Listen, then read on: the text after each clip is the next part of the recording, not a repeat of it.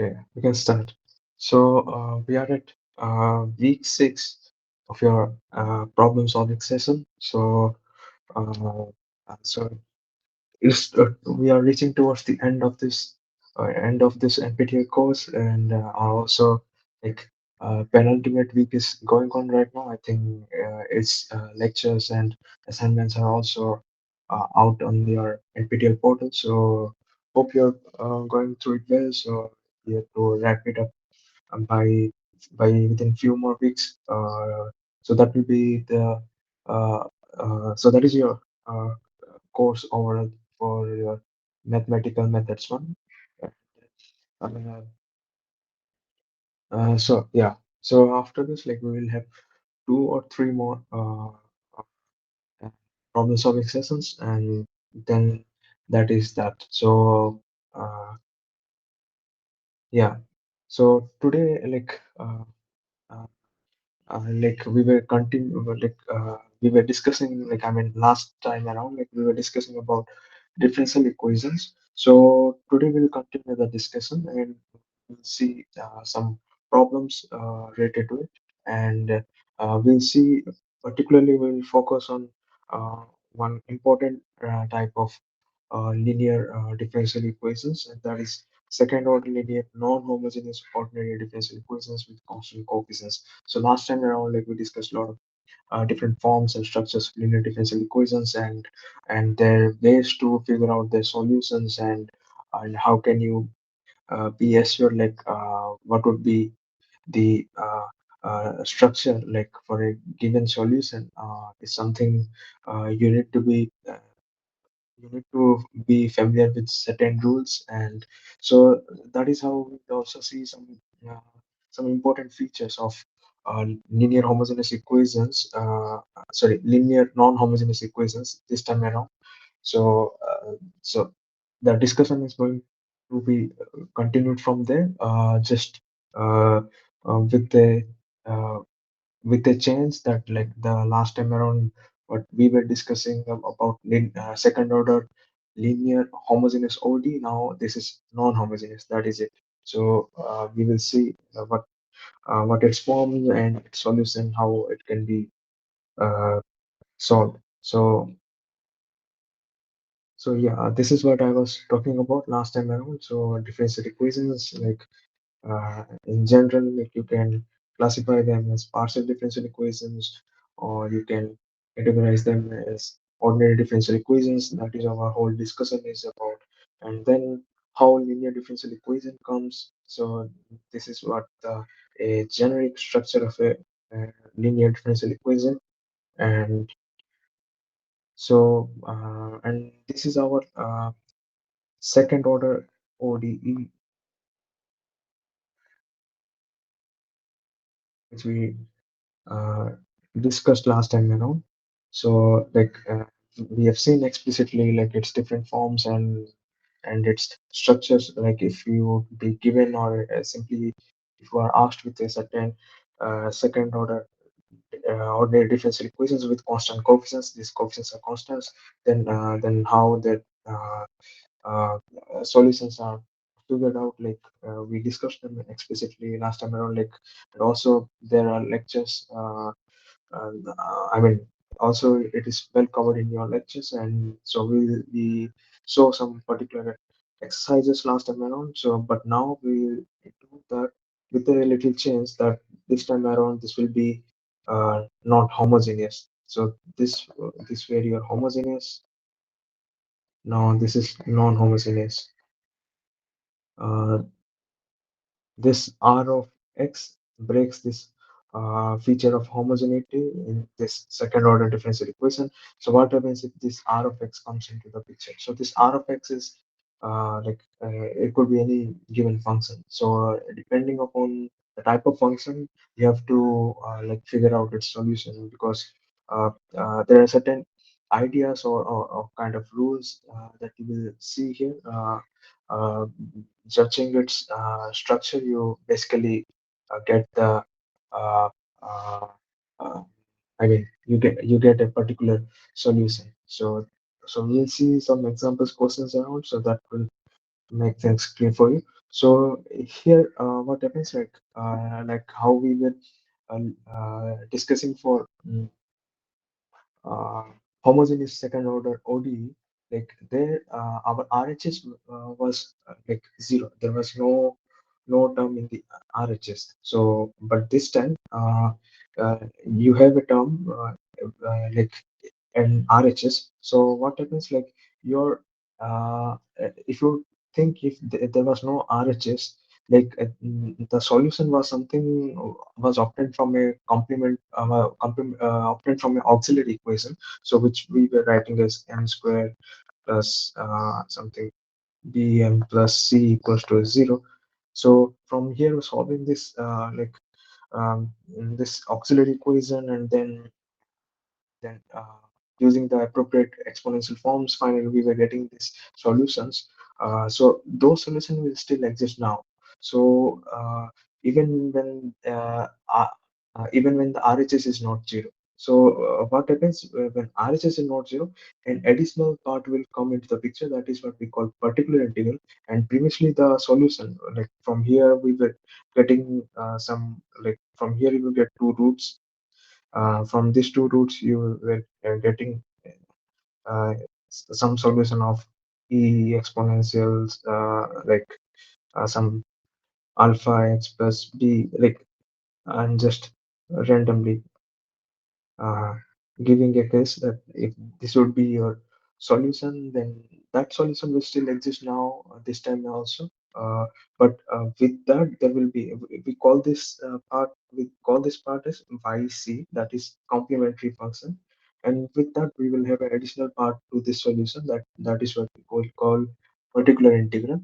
So YCX and YPX will be your the final solution. So because like since we are all dealing with linear differential equations, so they will never break this principle of superposition. So like principle of superposition will always hold.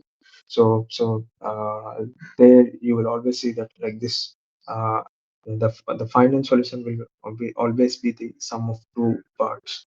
So we'll see through some examples and questions. So so before that, like what is the idea of like determining this particular integrals? So like uh, this is like a operator based technique. So what we do, like for every differential operator like d by dx, we call that as some d operator, this uh, uppercase d. And if you take that inverse of that uppercase d, 1 over d 1 by d, then that is basically an integral operator. So that is what you have to uh, think in a maybe in a little abstract way. So that is how you do it.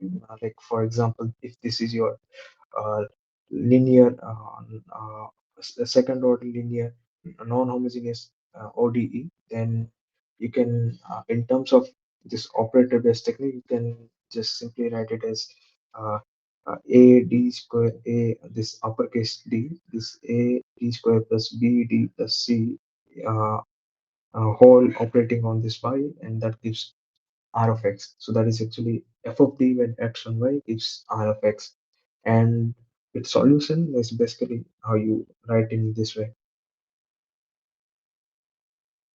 So this is your particular integral. So hope these things are really well explained to you in your lectures, and maybe in a slightly different way, but nevertheless, like the uh, method that we will be going here is not going to be a very uh, different thing. So the thing is like now, in order to find a uh, particular integral, uh, so you have to first have to understand the form of r of x. You have to understand the uh, what kind of function you are having on RHS side of your differential equation. So if your r of x is something exponential, so its solution. So like from here, what I was telling you, from this operator based technique, you will have ypx will be 1 over f of d exponential alpha x. And what you can do, like So there are really well established facts and tools for this. So you can look for any general textbook to know how this comes. But here, like just to if you take these things like on a face value, if you take these things on a glance, that like this will you have to just treat it as a rule, then just think that if r of x is your some exponential function, then your particular integral can be written like this. So 1 over of f of t uh, operating on exponential of alpha x, so that is you can write it as 1 by f of alpha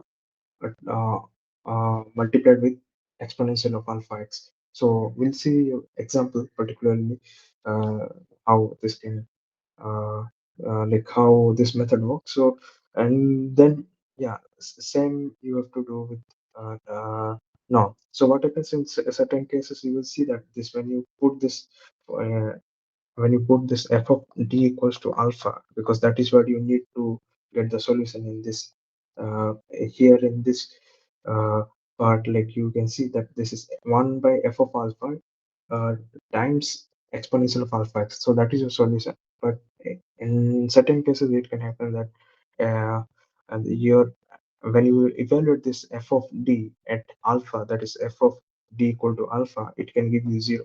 So in that case, your solution will be this.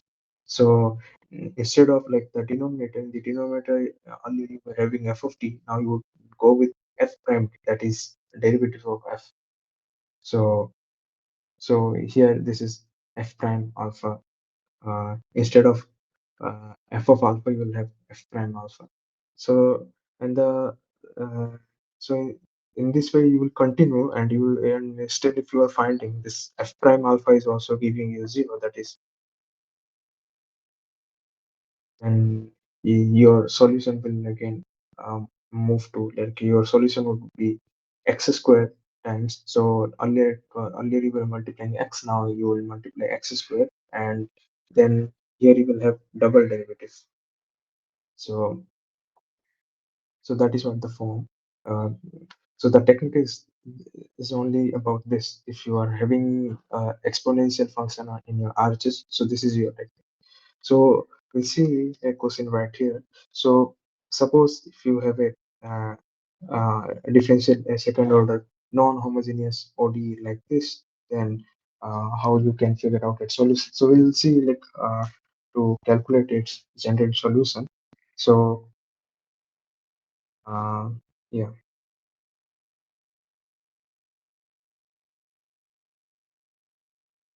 okay.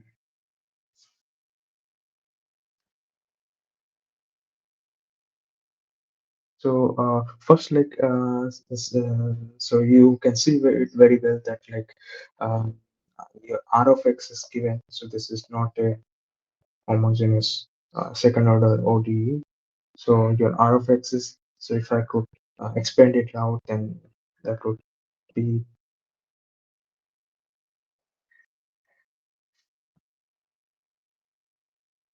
so this is your R of x, and you can see the first term is something like this one, you can write it as exponential whose argument is 0.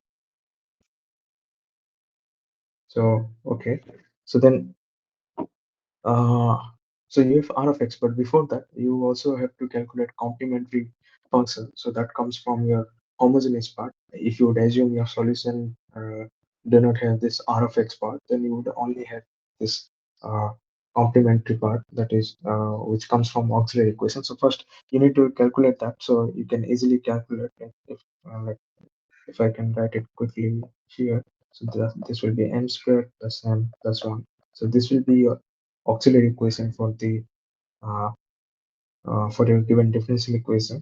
And then you'll find that, like, I'm writing down its root. So its roots will be, one would be, uh,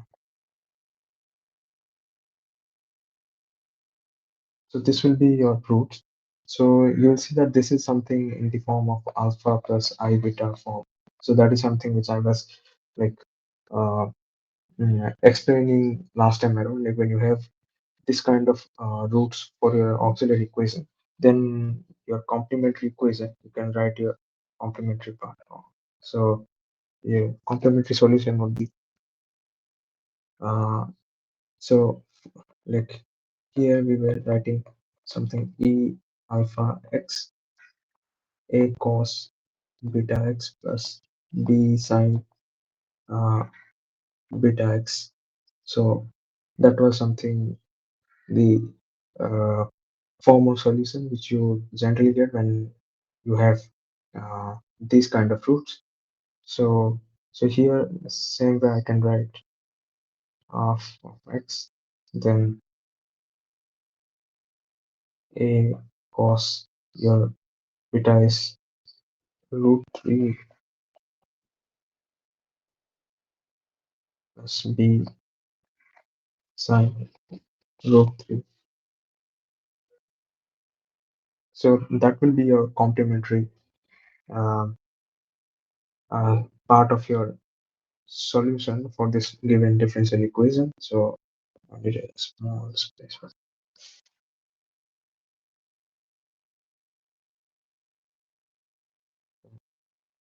okay.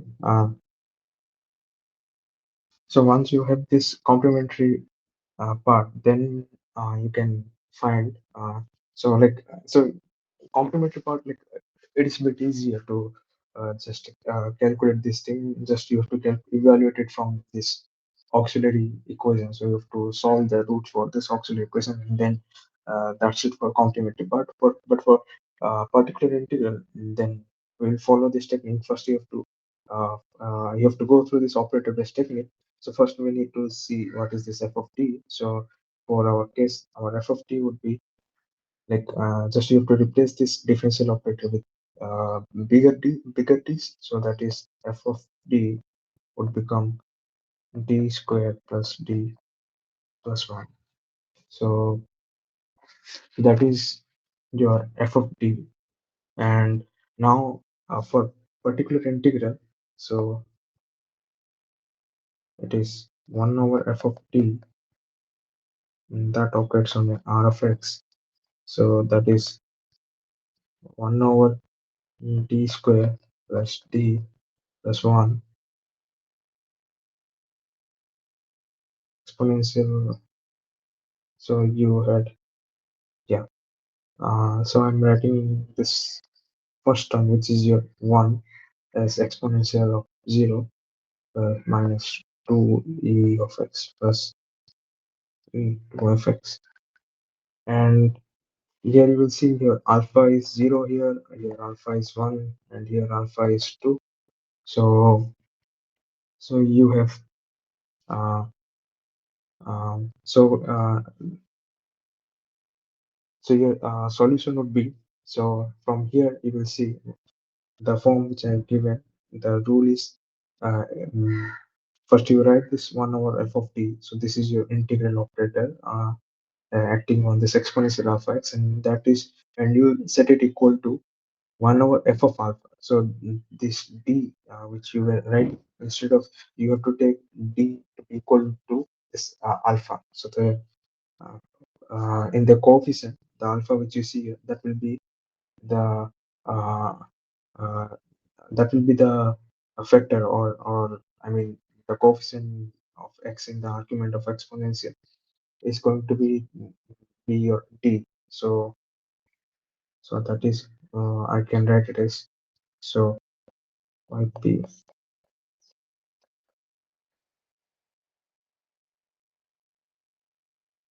so from this I can write uh, 1 over uh, 1 over 0 square plus 0 plus 1 exponential 0x minus 2 1 over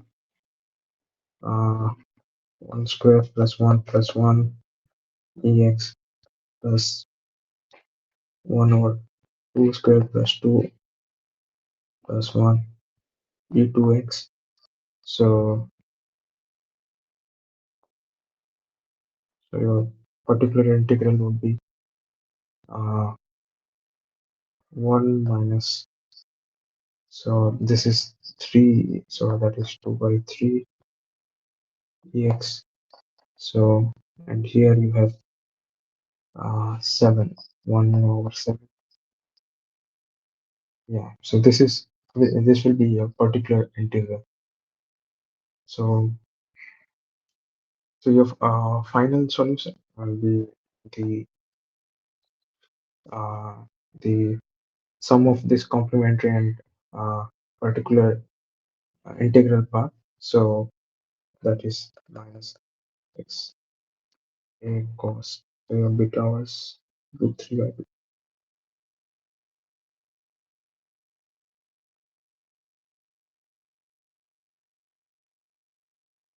So 1 minus 2 by 3.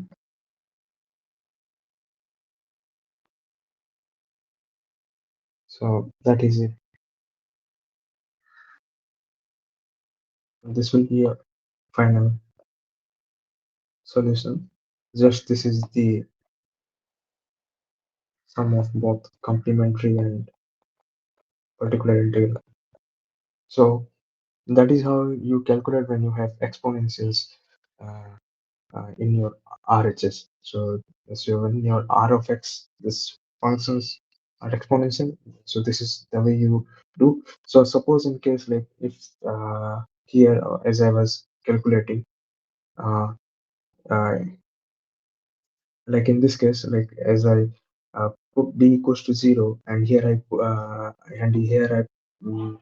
put d equals to 1, and when I substituted d equals to 2 in this case, like in either one of this is going to 0, like I mean in the denominator, like let's say here in this case, if this was 0, like if there was no 1 here, like if the uh, operator was something d is equal d, and if I would have taken d equals to 0, then that would have been not the uh, best case that we would really want. So then in that case, like the, you would see like you have to uh, obey these rules.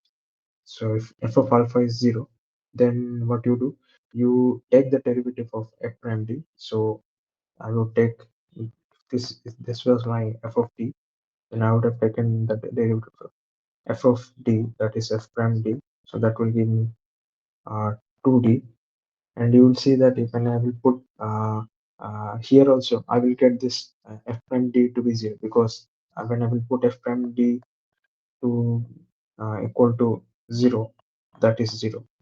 So then again I have to go with f double prime. So f double prime, so that will give me. So now you can use that uh, your your solution would be x squared 1 by f double prime 0. So that will be uh, so in this case you will see that it is not a 0 anymore. So here you can stick with this uh, solution. So that is the rule you go through this. So that is just a idea I was giving right here. So in case if you have 0, so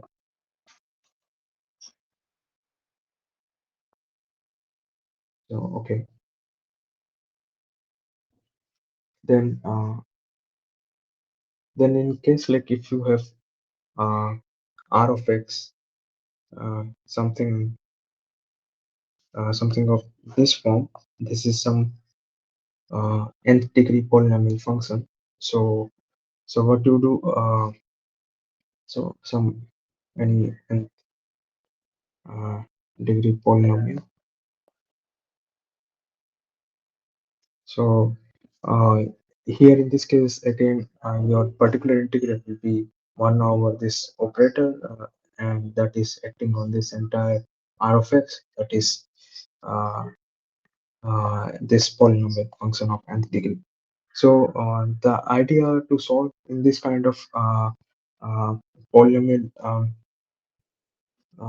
expressions, like here you need to uh, simplify this operator a bit, that is what you can do is like you can expand this operator into an infinite series uh, of d's, or infinite series uh, containing positive powers of d's. So maybe like what I mean, or I can just in general I can tell you right here. So suppose uh, suppose you have f of d as something uh, a2 d square plus a1 d plus a0 d, then uh, what you have to do, like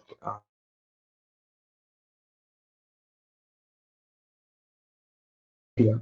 So expand this operator into an infinite series of containing positive powers of d. So you can take a0 to be your common factor, and I can write this as d square a1 d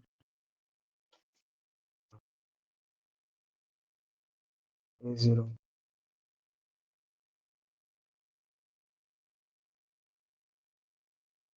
So this is your f of d. So you simplify in this way, and then you're in when you would evaluate yqx, so that involves f of inverse of this f of d and r of x.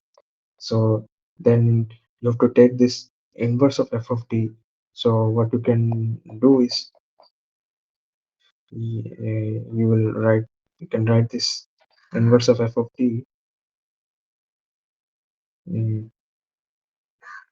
1 plus a2 d square plus a1 d a0. So this is your inverse, and you take this binomial expansion. So that is what when you do this binomial expansion, you will get series of uh, uh, terms containing this positive powers of d. So like for example, here in this case, your first term would be mm, a0, or so this will be actually 1 by a0, because I'm taking the inverse.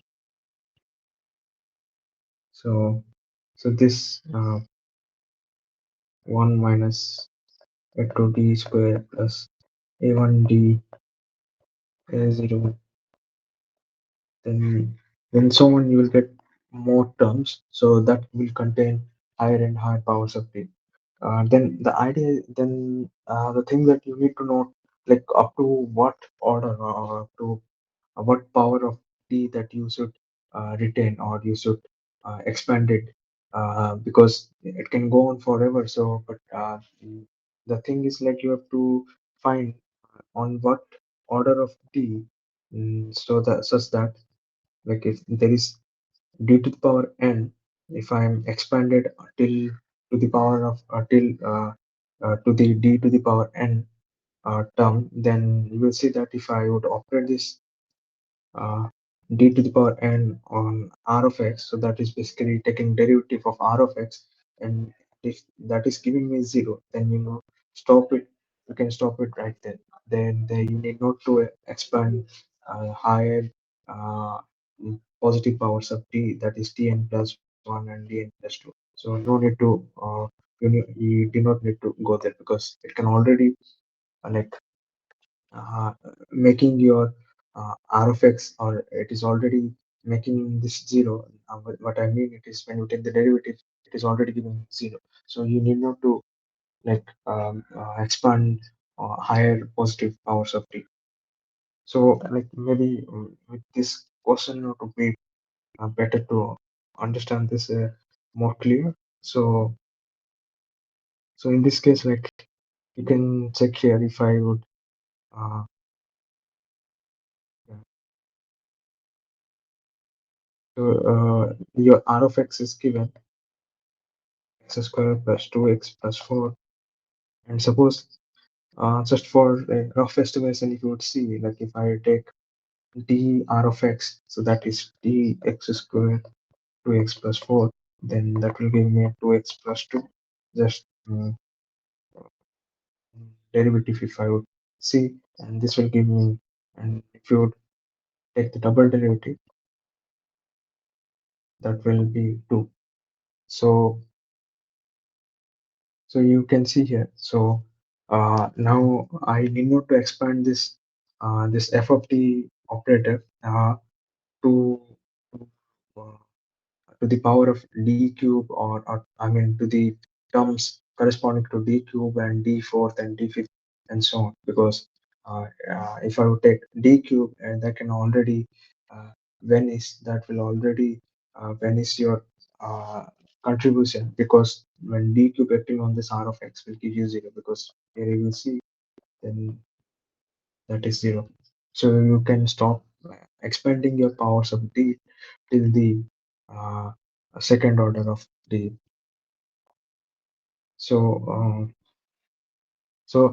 again, like to get its solution, so you can so you can write first the characteristic equation.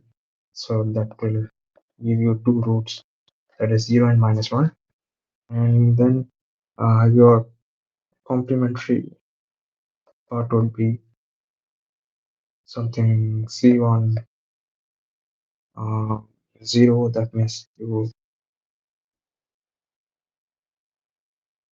c1 plus c2 6. That is your complementary part, and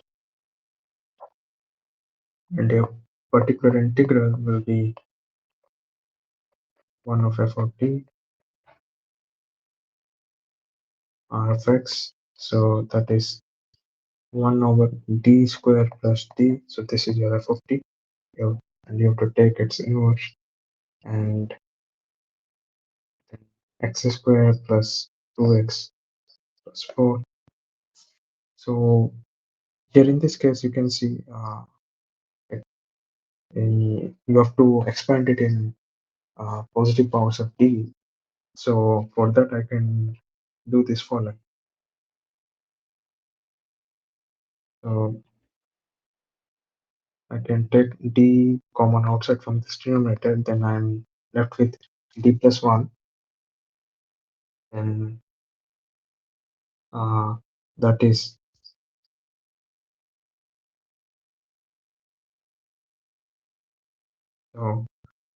1 by d, then d plus 1 to the power minus 1, because that is the inverse, and from here we will take the binomial expansion. So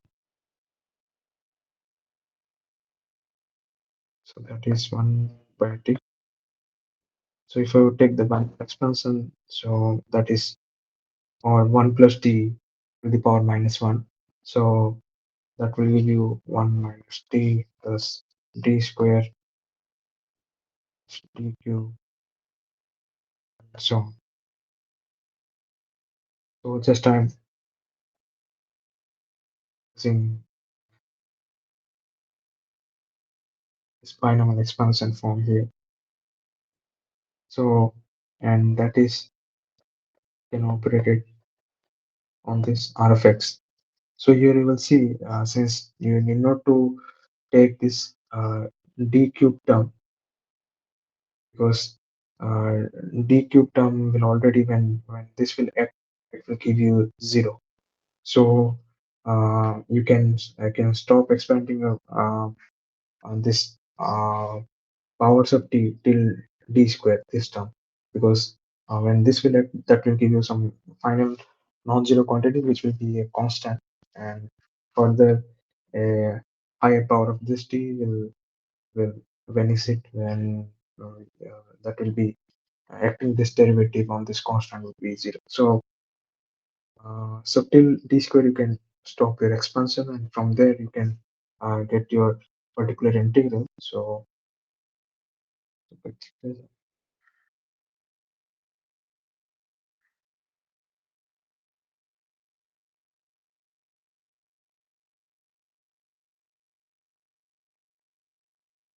here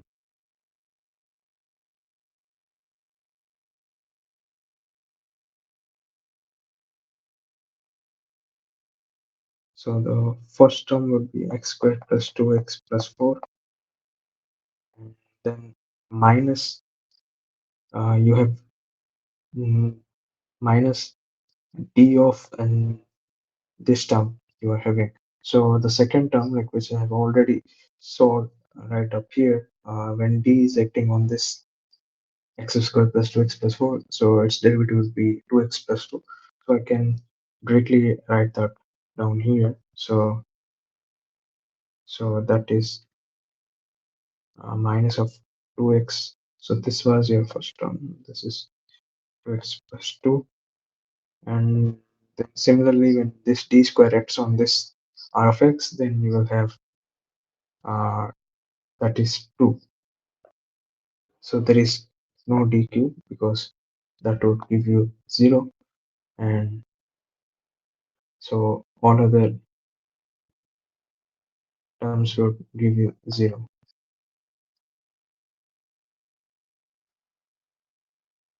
So yeah, so from here, like one more step you have to do, that is 1 by d. So here you will see this 2x and 2x will cancel with each other. Then you're left with x squared plus 4. This 2 and yeah, x squared plus 4. And then here basically again you have to take a this 1 by d is basically your integral operator. So you have to integrate it. So that will be x cubed by 3 plus 4x and some constant you will get. So so this is your particular integral part, and from here like you will um, see your y of x is, so your y of x is y complementary part and y particular integral part, that is c1 plus c2 e minus x, which I evaluated earlier right here. So from that is your complementary, and the integral part is uh, x cubed by 3 plus 4x plus a, and you will see um, this two constant which is appearing right here. I can write it down as some other constant b, it is c2 e minus x plus x cubed by 3 plus 4x. So this will be your final general form of this differential equation, consisting of both complementary and particular integral part. So, so that is how you solve for this kind of um, uh, questions involving polynomial functions or polynomial expressions as your r of x. So I hope like you are getting it. Uh, so, Rashida, like, are you able to like get this? You have any doubt?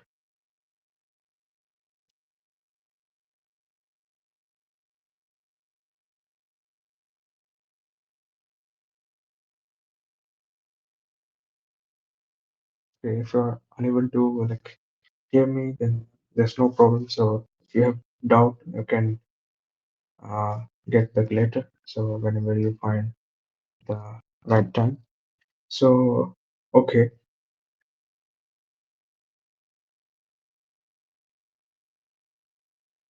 so yeah, this is one of the form of R of x where you can solve this differential equation or the particular integral part using this process. So then we can move on to another such form. So that is this is a trigonometric form, that is when r of x is some cosine or sine function. So and alpha and beta are constants. So here, like again, the idea is a bit similar, but here you will see that your particular integral in this case, here you will see that you have to construct a function of powers of d square. Like earlier, you were writing like ypx as 1 over f of d, like when you had exponentials like this. But now you need to construct this kind of form, that is powers of t square, and then you have to replace d square with minus alpha square. So this alpha is something which comes from the argument of your sine or cosine functions right here. So uh, earlier for this exponential, like as you were writing 1 over f of alpha, now you have to write it as f of minus alpha square. So you have to replace d square with minus alpha square. So so that is the idea right here, and you can see like the previous idea will again follow through from here, that if yp at minus alpha square is 0, then you would multiply your particular integral with x, and then in the denominator, instead of f of d square, you will have f prime d square to take a derivative, and then that will be cos alpha x, and so that follows in the same way as we did for exponential. So again, like if you have yp minus yp prime minus alpha square is 0, then your yp x can be written down as x of x square of f double prime d square cos alpha x plus beta equal to x square 1 over f double prime minus alpha square. So that is how you can write down. So so from this question, maybe it can get more clear. So uh, so again, like from here we can check the complementary part of this solution would be, so m squared plus 4m will be its auxiliary equation. Solve for its root. You'll get two roots which are basically same. So in this case, your complementary part would be c1 plus c2x to the power minus 2x. So that is your complementary part of this uh, the solution for this differential equation, uh, and then see, like you have two terms appearing in your RHS. So together that is your R of x, or you can also call something like your R of x is 3 sin x plus 4 cos x. So you can, maybe you can also call this as some R1x, and this is R2x, and individually you can solve and can add them, because principle of superposition will always hold you since you are dealing with uh, linear equations, linear differential equations. So here for in one case, I mean in both the cases, your alphas are 1 and your beta is 0.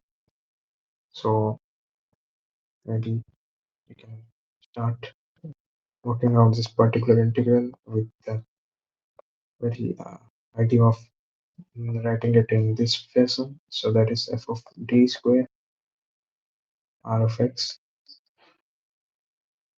So that is 1 square plus 4t plus 4 3 sin x plus 4 cos x. So that is 1 over d square plus 4d plus 4 3 sin x plus 4 1 over uh, d squared plus 4d plus 4 cos x. That is further I can write it down as uh, 3 of 3 multiplied with d squared, and instead of d squared I will write minus 1 because uh, in this case alpha is 1, here also alpha is 1, so I have to write f of d square as f of minus alpha square. So that is I have to write f of d square as f of uh, like uh, minus 1. So instead of like in place of d square I will write minus 1. So you will see here I'm having d square, so I will write in place of d square I will write minus 1 plus 4d, but you should not change this 4d part because that is not your d square, but you will see that you will make it a d square and then you will change. So that is like in the next step you will see how. So the same here, minus 1 plus 4d plus 4 cos x. So, so that is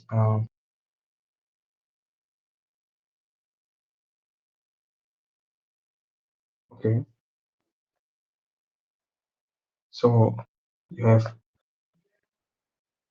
40 plus 3 sin x plus 4 40 plus 3 cos x, and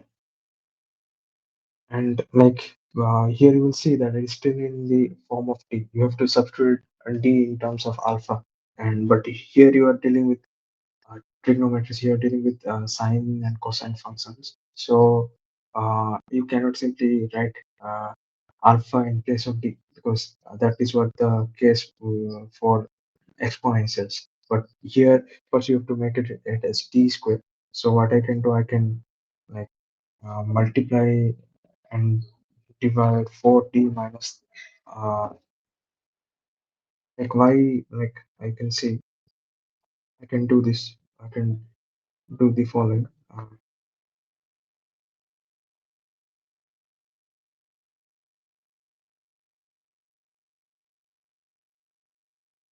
Sin x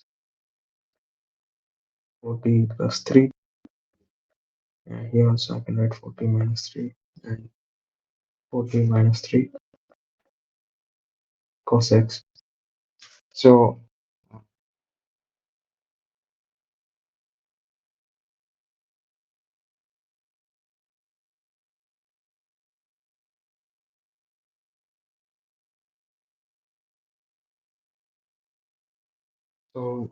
why I'm doing this, like because I want something that appears as a as in the form of d square instead of d. So if I would have so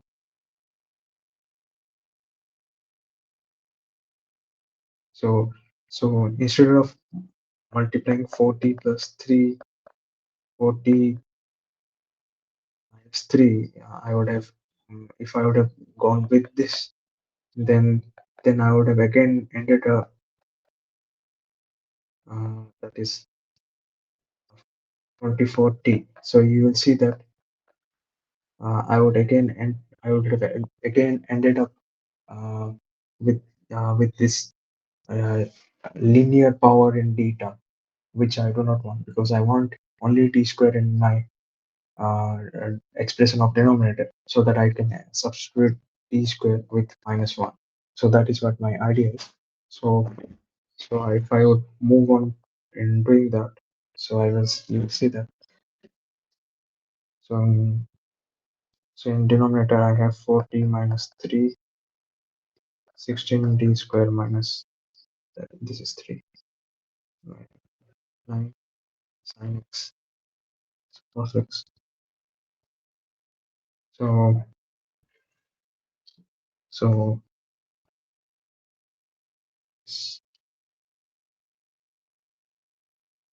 3 sin x and 4 cos x.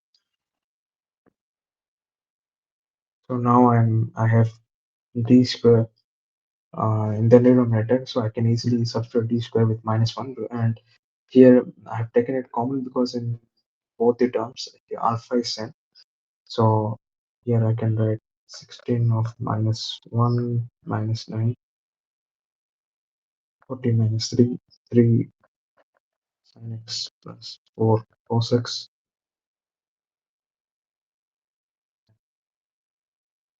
will give me, this is -16 -25 40 -3 3 sin x plus 4 cos x.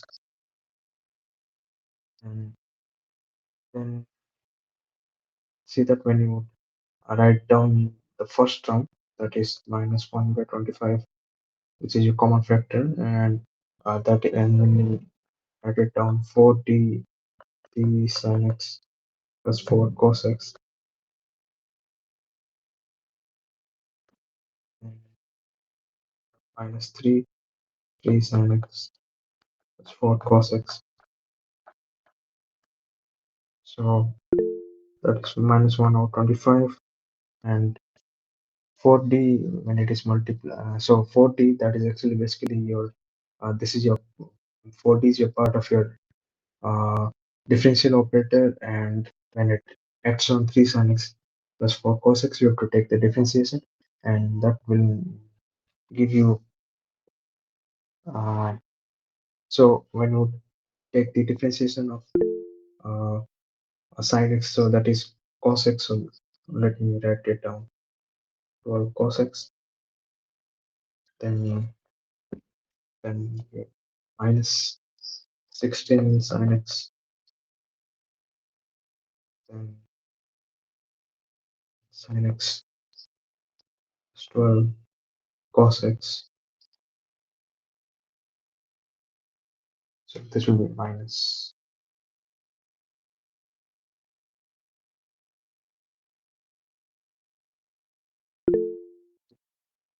So your final answer. So this cancel each other, and you are left with -25 sin x inside the parentheses, and outside here the factor of -1 by 25. So that altogether you will have sin x. So your particular integral is sin x. So your solution, you can write it as your total solution, which is your combination of both uh, complementary and the particular integral. So your complementary was c1 plus c2x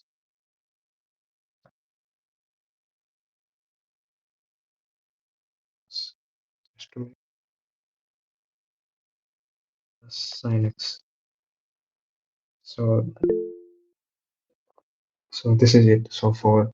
So when you have functions like sine and cosine, this is how you can solve your uh, differential equations, particularly your particular integrals. So so there was a question. Why did you substitute -1 in 16d square? I didn't get that. Uh, -1 in 16d square. Uh, uh, um, yeah, right here. So that is what the rule is. Like, so you have, when you have d square, you have to, like, whenever you write your differential operator, when you write this f of d square operator, yeah, so uh, um, you have to replace d square with minus alpha. So I mean, this is not equivalent. What I'm saying, uh, right here, as I showed you the rule.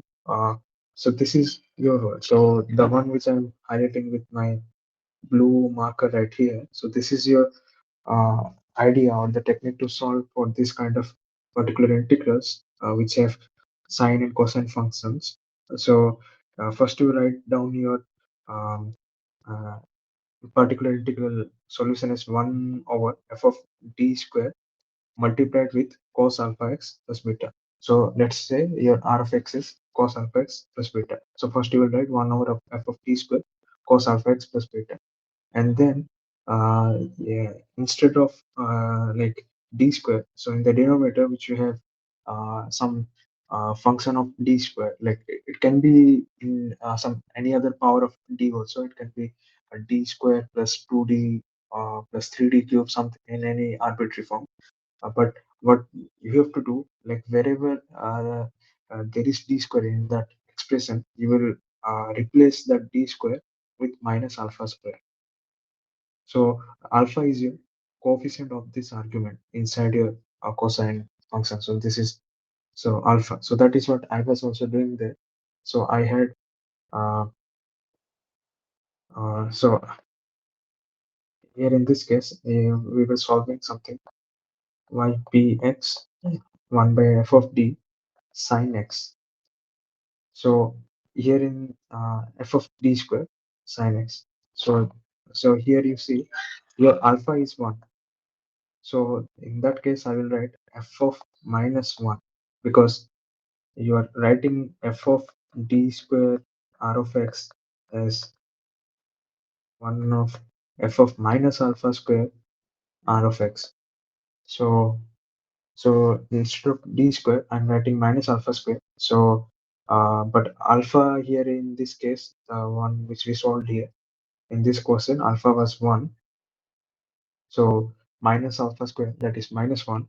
So I can write it as 1 over f of minus 1 sine x. So that is the reason I I first wrote it down in terms, everything in terms of d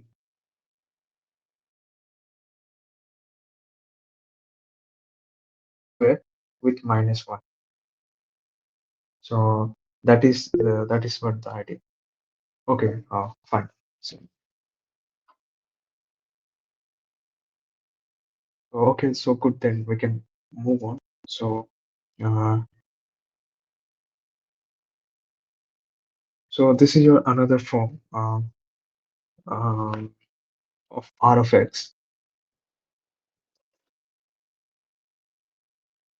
So here in this case, you have uh, uh, R of X exponential multiplied with some function, that is what I have given here, h of x. So h of x can be your sine, cosine, or the polynomial.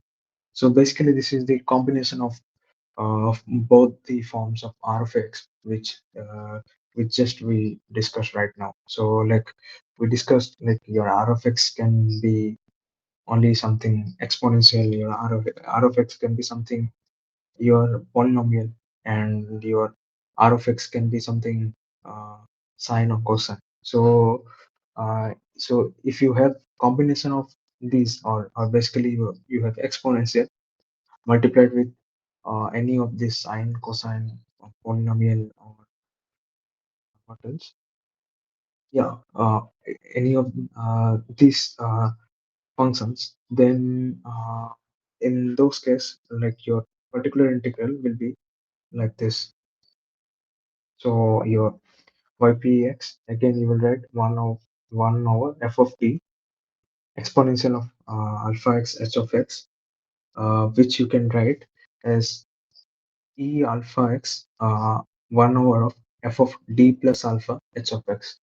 So here, like as we were doing it when there was only exponentials, like we were doing f of d exponential alpha x, we did f of alpha exponential of alpha x when we had a cosine or sine, like we were writing it down as cos alpha x of minus alpha square cos alpha x. Now when you have this exponential alpha x h of x, then you first write down this form, and then you have to set it equal to this form. So that is how you the structure, the idea that you will get when you solve this kind of particular integrals. or R of X having this kind of form. So with this question, like you can again see like how this works. So um,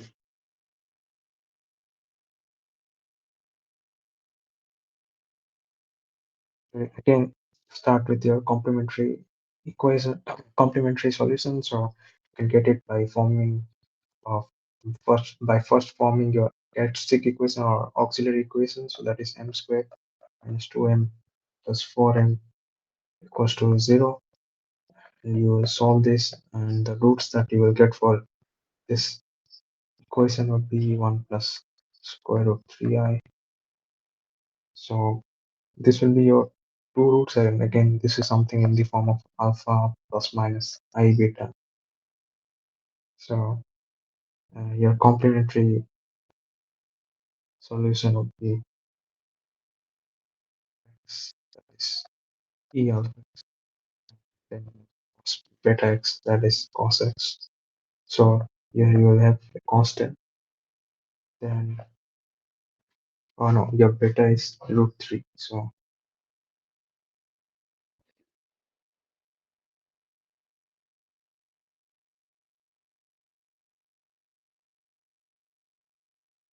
uh,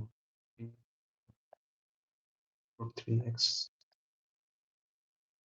So that is as usual, like are you right when you have roots as alpha plus I beta kind of form for your auxiliary equation. So then your complementary equation, complementary solution would come out as this. And then yeah, then you have to write down for particular integral. So first you write down the operator, your uh, the denominator, the differential operator, the function of operator that actually what we are denoting by f of d. Basically, for this case is 1 over d square minus 2d plus 4, and that is acting on r of x, and the r of x is ex cos x. Then what you would write? Uh, So you have to first check what is your alpha. So here you see your alpha is the one which is appearing in the argument of exponential. So here also your alpha is 1. So do not get confused. Suppose instead of ex cos x, if you would have ex cos 2x. So don't get confused with which coefficient you have to write. Like so, don't write it as 2 because uh, this is not the alpha. Alpha is basically the one which is appearing inside the exponential or the the argument of exponential. So that is alpha. So your alpha is 1. So from this rule, you see that you basically you write this instead of f of d, you will write f of d plus alpha. So you will substitute uh, uh, d plus alpha wherever you have d in your this operator function that is in here in the denominator. So uh, so we have d in first and second term of the denominator. So we will write this alpha is 1. So d plus 1 squared minus 2 d plus 1 plus 4 ex. Sorry, ex won't be here. I've already written in the beginning, so that is cos x. So yeah, so this form is your basically d plus alpha.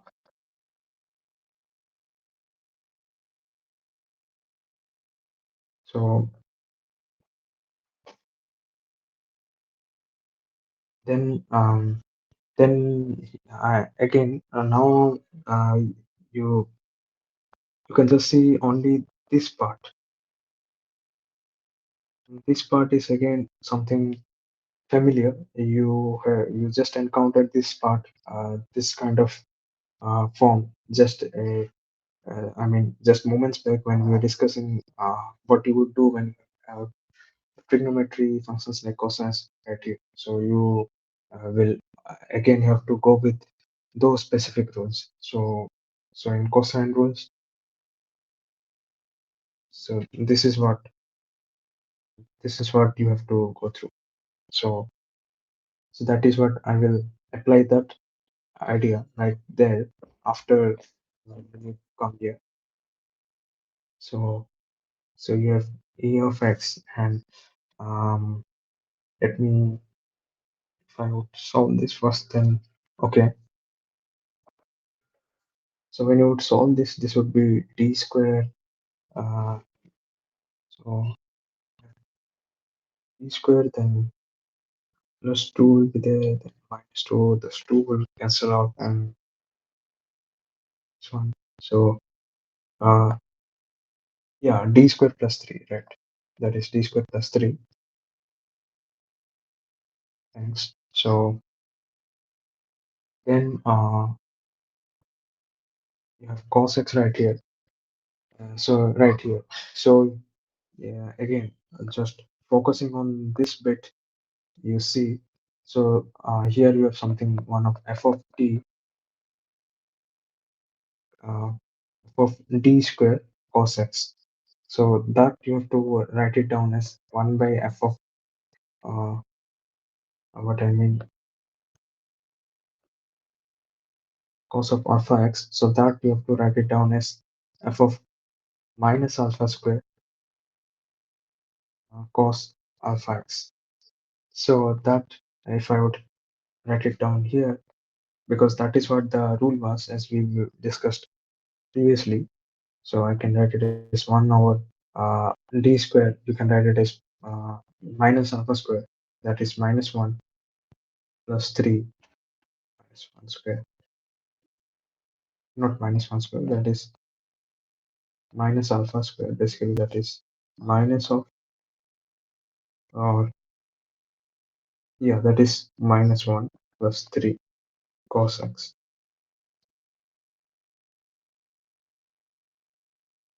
So don't get confused that this is not like the one which is written here. This is not minus 1 minus alpha and you square it. You take the total square. That is not. That is you take the you take the square of alpha and then you multiply it with negative sign. So that is minus alpha squared.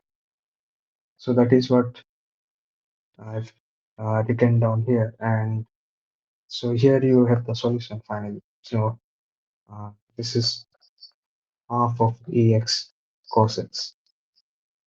So your particular integral is half of ex cos x, and your total solution would be, so this is your y px. So your total solution is the sum of yc and yp, your complementary and particular integral. So we had complementary part as ex a cos root 3x plus b sine root 3x plus half of ex cos x. So this is your complementary, sorry, this is your total solution when you have uh, your uh, when you have this kind of form of r of x.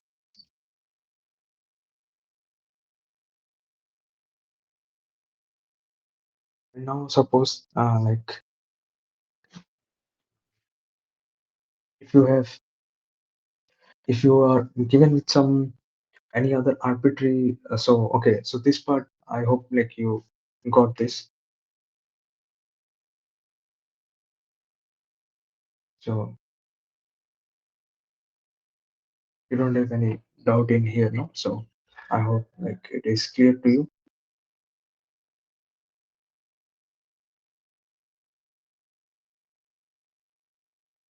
So if you have doubt, you can ask. Okay, fine, good. So then we can move on. So here, so I was telling you that if your r of x is some function which doesn't falls under any of these categories that we just went through. So it can be some any other arbitrary function. So uh, so in those cases, like what you can do, like so in those cases, like again, you will start your writing. You can start writing down a particular integral as ypx equals to uh, 1 over of f of d uh, acting on this r of x. So you you have to resolve this into partial fractions and operate each partial fraction on r of x. So what I mean, your f of d would be some uh, d square plus uh, bd plus c, some any other arbitrary form. It can be something d cube d4. So what you can do, like it cannot be d cube d4, like since like we are like discussing, I mean this second order linear OD. So, but in general, like if you have f of t of this kind of structure, then to so basically what we are trying to do, we are trying to write 1 over f of t as some 1 over of d squared plus bd plus c. So instead of that, you should write the factorized form of the denominator. So something uh, d plus d plus alpha or d minus alpha, minus alpha, whatever. Like that depends on what expression we have. So you have to write something of this form. Like I mean, you first you factorize it, and then you basically do this uh, partial fraction. So which I hope you may be aware of this. So I'm just giving you one such scenario where you can write this 1 over of f of t, 1 over of f of t as this. So that is what the aim is for when you do not have uh, r of x as the one such function which we have discussed so far. Then in those cases you can always write a 1 over f of t as some partial fraction. So and once you write this partial fraction, and then uh, for like here the first term is a by b plus alpha. So you can write that as this is basically, I think, your alpha. So yeah, here in so you will get, so as I showed you one such scenario where you can have a plus alpha plus b d plus beta, and then individually each term, then you can write it down as a plus alpha multiplied with r of x plus b 1 by d plus beta multiplied with r of x. So I'm just like giving a very rough idea that can do this. Uh, you can apply this technique, and then 1 over t plus alpha basically will become your integral operator, and you can write this uh, this as this thing.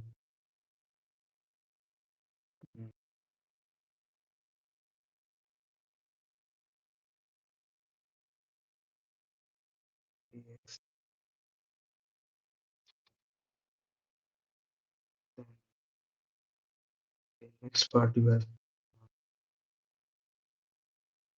plus b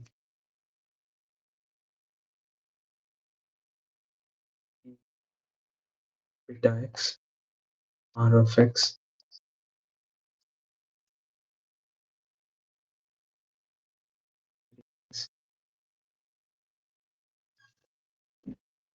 So yeah, so that is what you have to do. So when you have any other arbitrary form of uh, expression for r of x, so we will see like one such case right here. We can try to solve this question right here. Then hope this will be clear. So maybe I can clear this on this discussion right here. So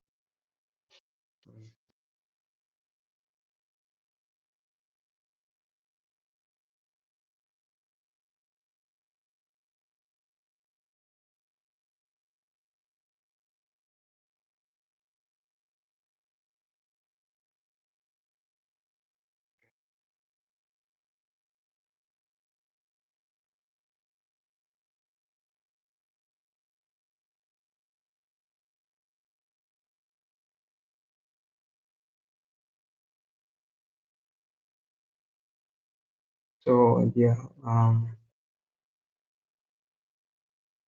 so yeah, we can solve this question right here. Uh,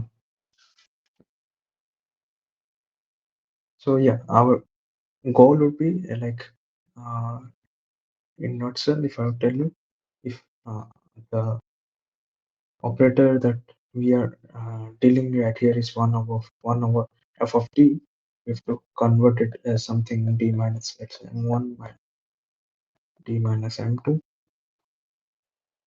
and some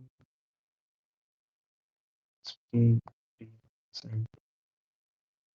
So that is what like we would try to do. We would try to uh, solve this for this 1 hour of f of t. And once we do that, like it is easier to proceed on. So, so,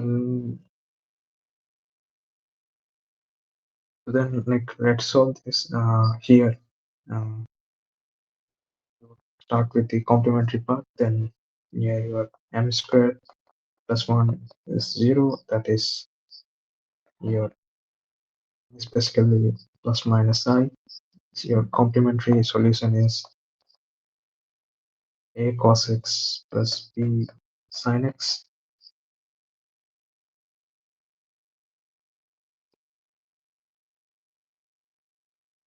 Then you can write, yeah, that is your complementary part, and your particular integral will be dx of t r of x. So your f of t is 1 over t squared plus 1 and sec x. So this sec x, which is your r of x. So this is not the familiar case that we have discussed so far. It is not your sine or cosine type function. It's not your uh, exponential function, and either your polynomial function. So you are not familiar for such cases how you would get a particular integral type solution. So in that case, you can apply this generic idea. So this applies for uh, like any arbitrary function. So so then you have to basically solve this. You have to deal with this 1 over d square plus 1, because that is what we are trying to do here. We are trying to write 1 over f of d as 1 over the factorized form of f of d, and then do this uh, partial, then do this partial fraction uh, form expression. So that is just a minute.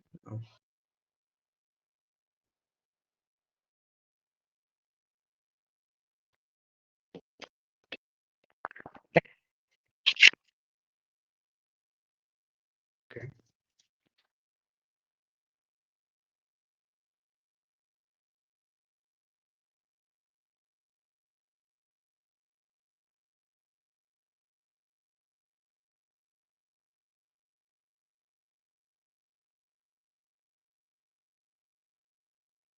Okay, so my voice is audible. No? You can. Oh, okay, fine. So yeah, here I was telling. So you have to basically express this one of f of t as some uh, partial function, partial fraction form. So I can write this one of f of t, that is d square plus one, as one by d. The factorized form would be d plus I, d minus I.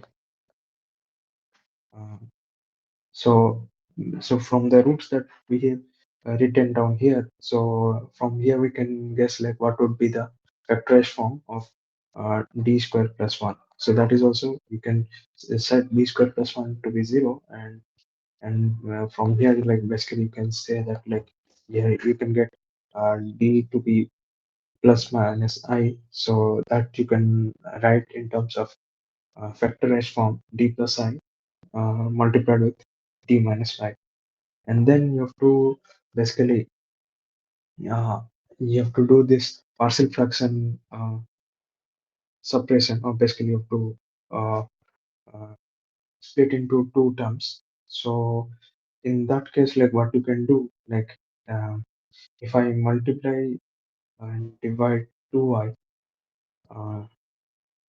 say multiplied and divided 2i, d plus I and d minus I. I think the method of partial fractions are something which you would have already familiar, because this is something that people often use this in various places in mathematics in your high school days, and yeah, at that level you would have must encounter this. But here you can see like I am doing this partial fraction in this manner. So here you would see in the numerator I will add and subtract d, and that I can write as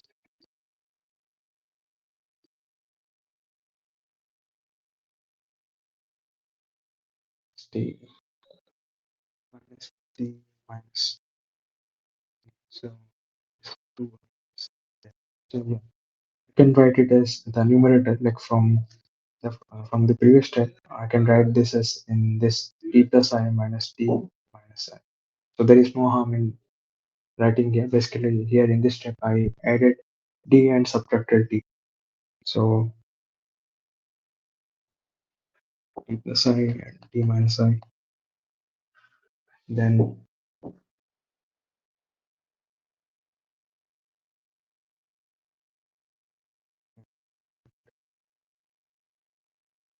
so on that I can write it as 2i 1 by d minus I minus 2i plus I.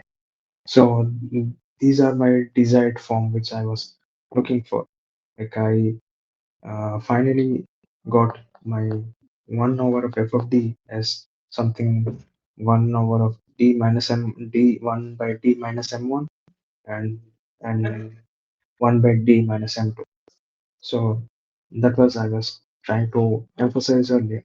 So once you have this, then you can move on with your usual operation of this 1 over of d factor on your r of x, or basically yeah the next step was so after you reach this partial fraction step, then you have to basically write this 1 over of d minus m1 and 1 over of d minus m2 with r of x as in this form. So you have to operate this 1 over d 1 over of d operator. So this is your integral operator, and you write it as in this way. So the first, if I would write r of x is sec x, that I can and it is 1 over of 2i. And so when this acts on this, when this operator acts on this sec x, then from this you can write e uh, your,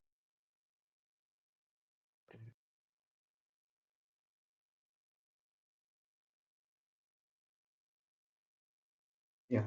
So uh, this part we can write um, e to the power uh, minus ix, or this ix. Uh, yeah. So the alpha which is appearing right here, that is the that is one you have to take care when you write this exponential. You have to multiply that uh, alpha. You have to multiply your x with alpha. So here in this case, alpha is I. So earlier I was thinking it to be minus I, but it is not that minus I. So it is ix, then integral, uh, integral sec x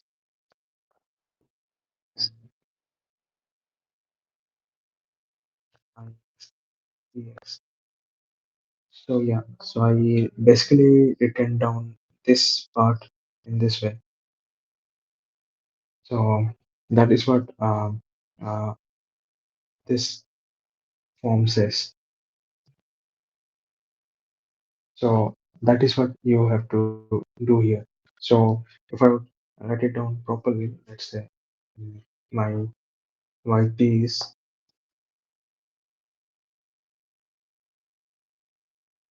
2i d minus I sec x plus 1 over 2i. So I have minus here, I think.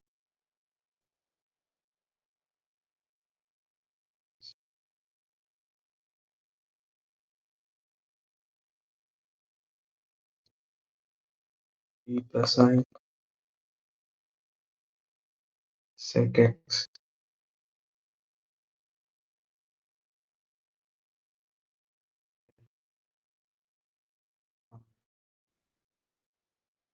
using that. Uh, so its integral, if I would calculate its integral right here, uh,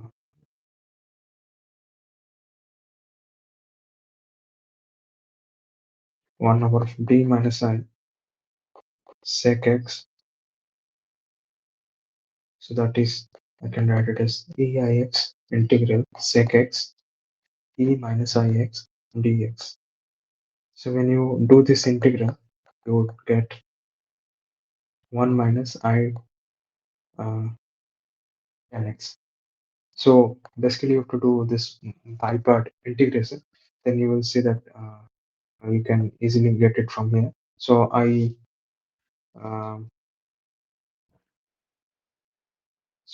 here, like why I'm writing down this here, I'm using this property because 10x can write uh, ln sec x, its integral, and minus ln cos x. So its integral value is this. So from using this right here, can uh, basically we need not to write this. I mean, we cannot. I mean, there's no need to do this by part integral because it is already simplified. So the first, when you would integrate, you will get x, and the next when you would integrate, that is I am using the second part ln cos x, that is minus ln cos x. So that is I ln cos x. So right here in this step, like what I did, I just used the idea of uh, Euler. I used Euler identity form. That is, you can write Eix as cos x I sin x. So when you write sec x EIX, that is 1 minus I tan x. So that is what I written right here.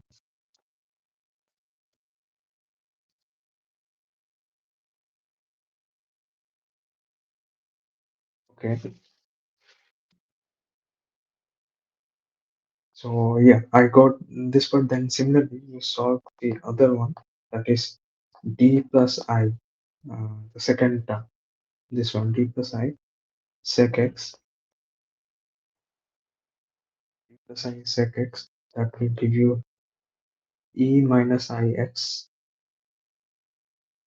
x minus I ln cos x. So you just repeat the same process right here again once more, and you will end up with this result, e minus I x, x minus I ln cos x. So then you are already there with your particular integral form. So 2i1 plus t minus I sec x minus 1 2i and t plus I sec x, that I can write 2i eix plus I sec x 2i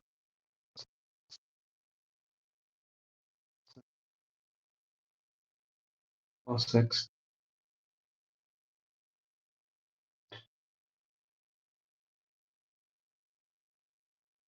I would write the uh, further, like I can simplify this. You have to just simplify this bit, which I can write in this way, where 2i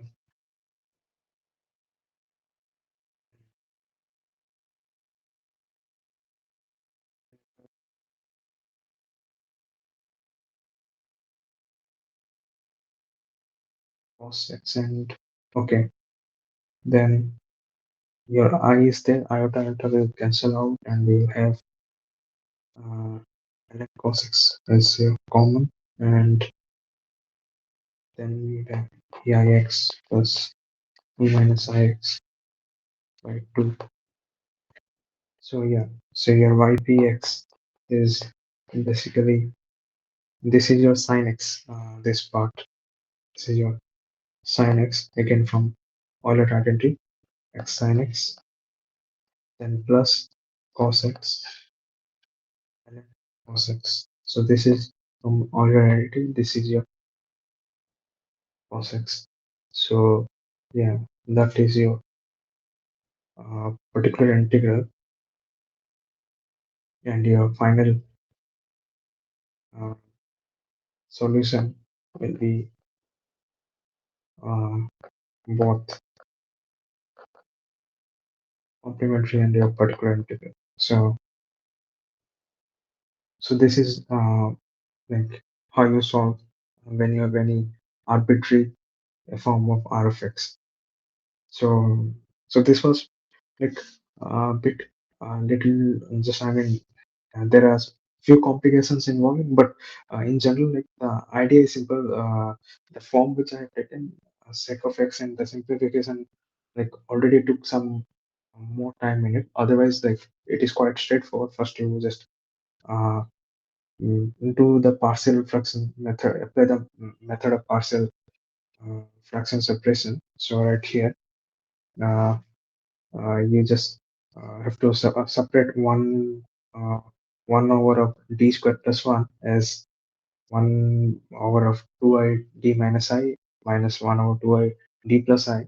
And once you do that, then from here you will guess like how to proceed. Uh, like when you operate 1 of d minus alpha on R of x, then the operation is basically an integration. So you write as e of alpha x integral R of x, e of minus of x dx. So that is how you do. So like, did you get this part? Like, this was fine for you, or did you have any doubts here in this portion?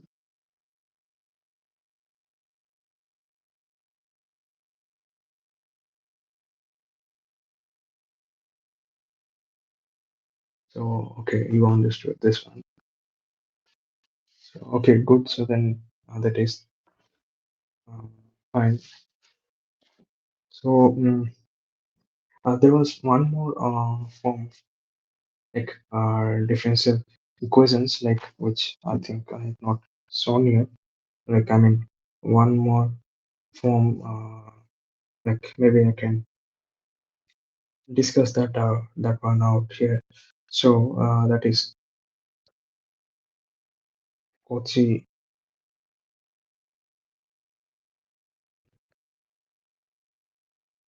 ODP. So that happens here.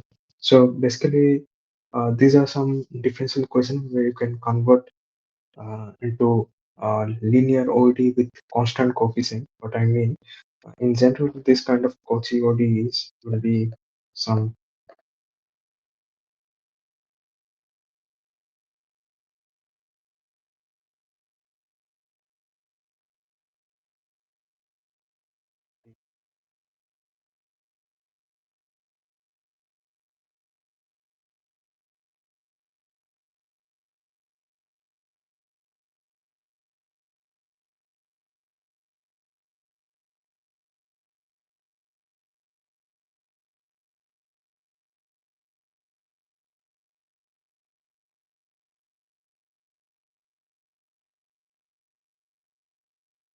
So this is any general form of Cauchy ODE where uh, A0, A1, and so on, an minus 1 and an are all constants.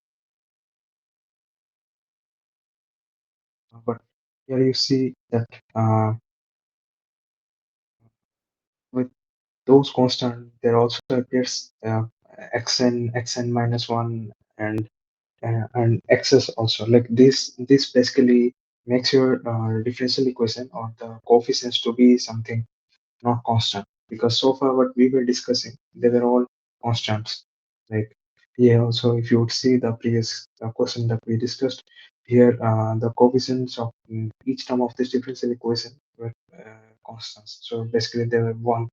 And earlier also, so far whatever we have discussed, all of those were linear second order or ordinary differential equations with constant coefficients, whether that was homogeneous or not. Like we so far have dealt with uh, constant coefficients. So what happens if you have, and if you do not have such case, instead you have a this kind of form of a differential equation, then how you can write? Uh, so I can skip the steps. I can directly tell you, like basically how you can reduce your differential equation. Let me uh, see.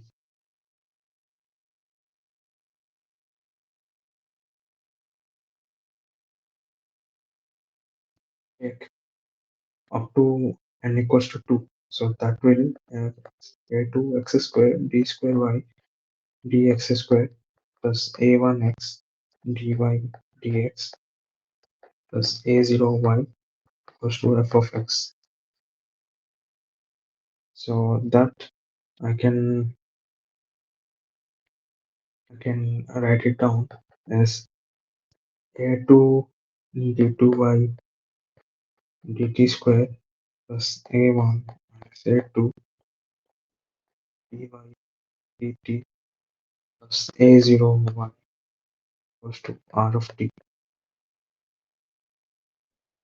So now you see in this differential equation, you have constant coefficients. I have reduced the differential equation whose coefficients were not constant initially right here. And then I have reduced it to constant coefficients. And how I am doing that, I can do that if I uh, uh,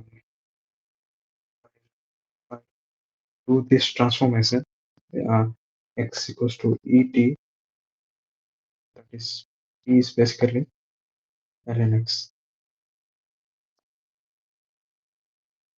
So in this substitution, what happens? Your x dy by dx will basically become dy by dt square d square y by dx square will become d by dt d by dt minus 1 y.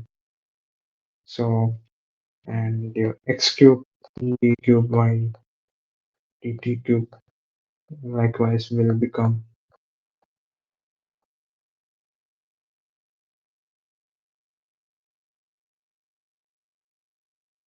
so so in general x and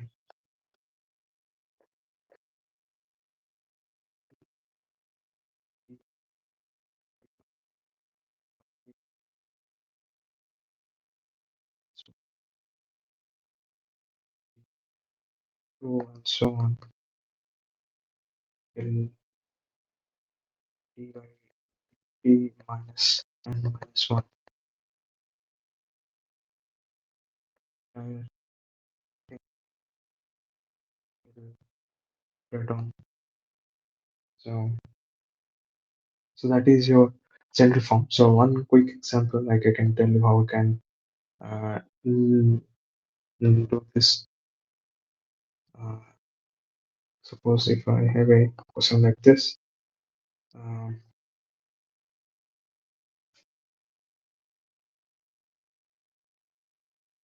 square d square y dx square minus x dy dx plus y equal to ln x.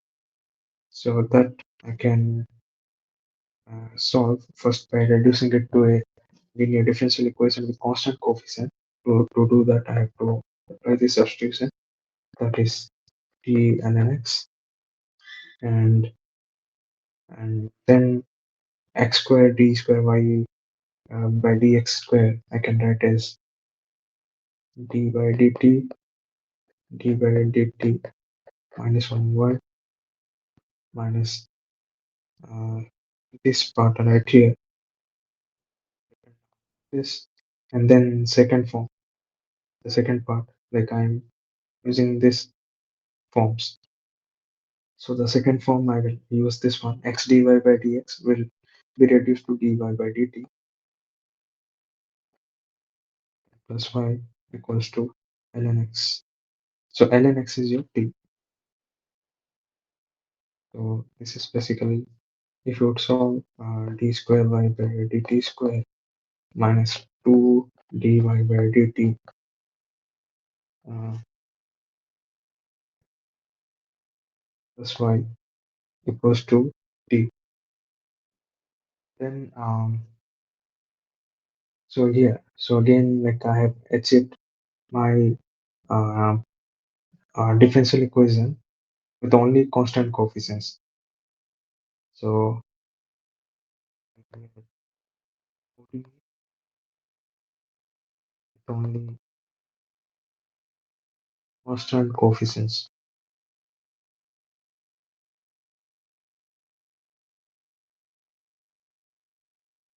So now then you can uh, apply the same idea of, uh, or you can apply the same methods to solve this differential equation, because this is a very familiar differential equation for me.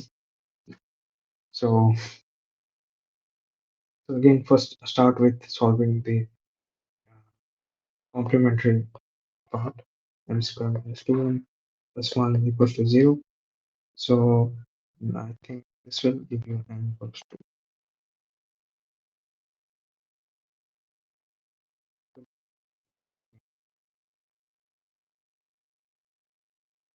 So yeah, so m will be 1. So then you can write your complementary solution to be uh, c1 plus c2 t to the power t. So yeah, so your complementary part is this, and then your particular integral part you have to solve. So that one, your yp in terms of t will be 1 by f of t of t, because here you have changed your dependent variable x to t. So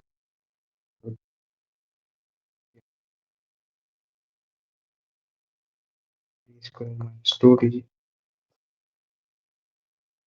plus 1, r of t is t. So here again, we will apply the same idea which we were solving earlier. Uh, so I think a similar question which we solved earlier as well. So you will see that you will get some uh, polynomial function in some powers of t, and when you operate it on t, so there will be some d and d squared and other higher terms. So that will basically, like if I can directly write down the solution, that will give me t. The first term will be t because here you have one. So one is simply multiplied with t, that is t, and then two because the second term would be 2d, and some other higher terms will be there. And you need not to take them because that will eventually give you zero when you add this operator on t. So your yp is t plus 2. So your solution will be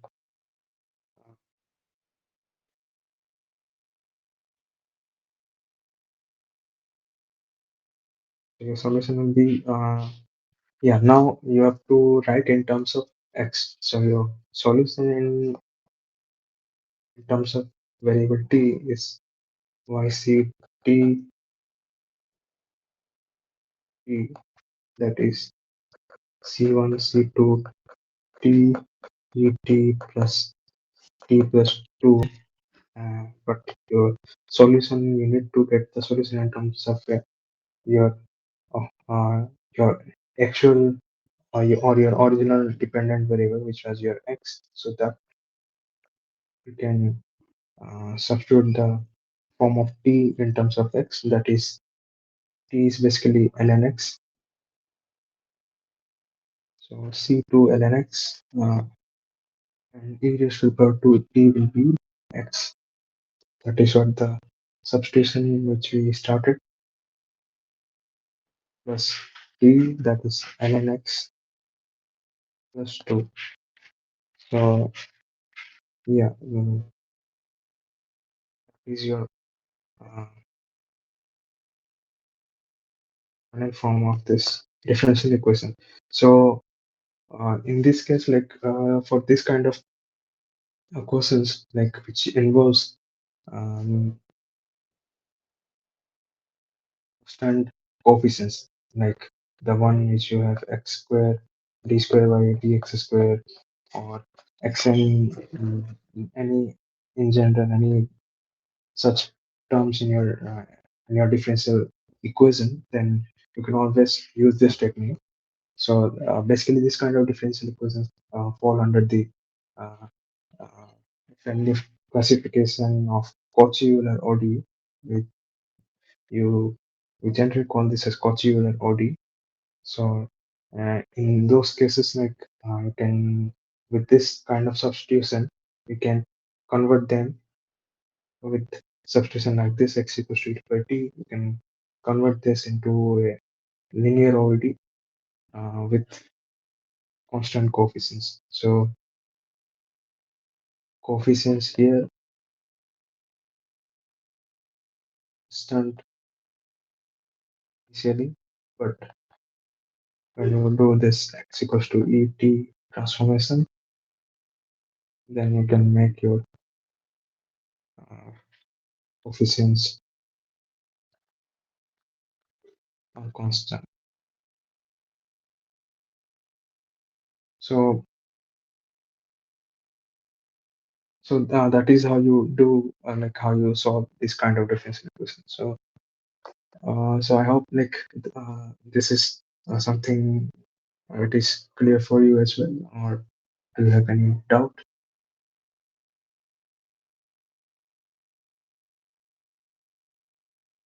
Do you have any doubt? So no doubt. So okay.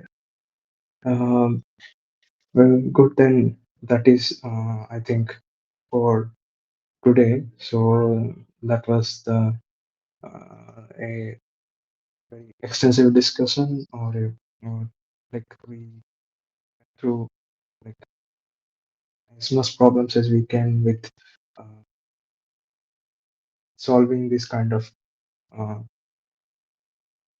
linear, second order linear ODE with uh, basically with non-homogeneous cases. So we found various sub cases how we can deal with different situation and how their solutions can be solved for particularly when your uh, second order linear differential equations are uh, non-homogeneous. And also at the end we discussed uh, one topic on this Cauchy-Euler ordered differential equation.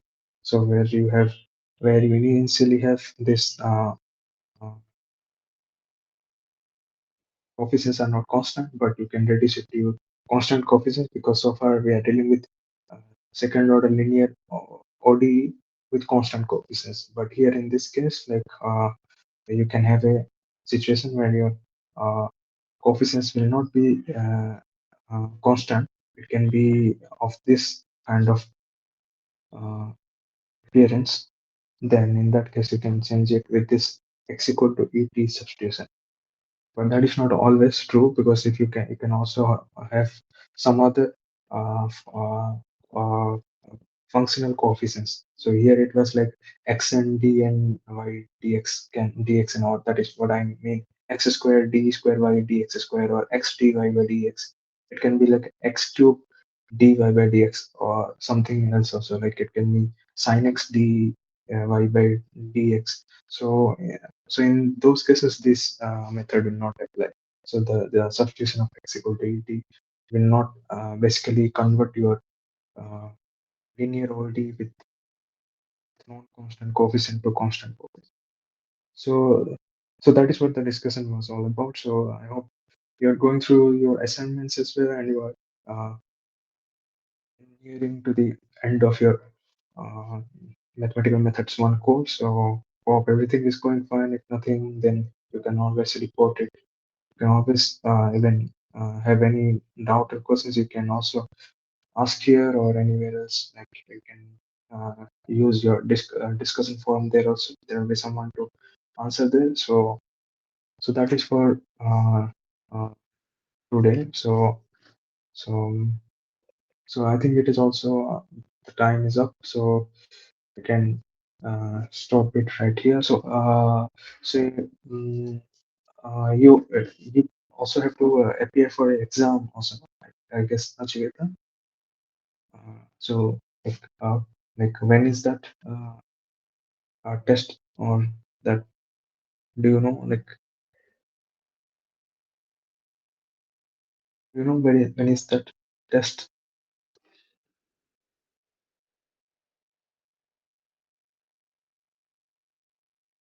Oh, that is March 24th. So okay, so I hope like practice well and uh, it is March 24th.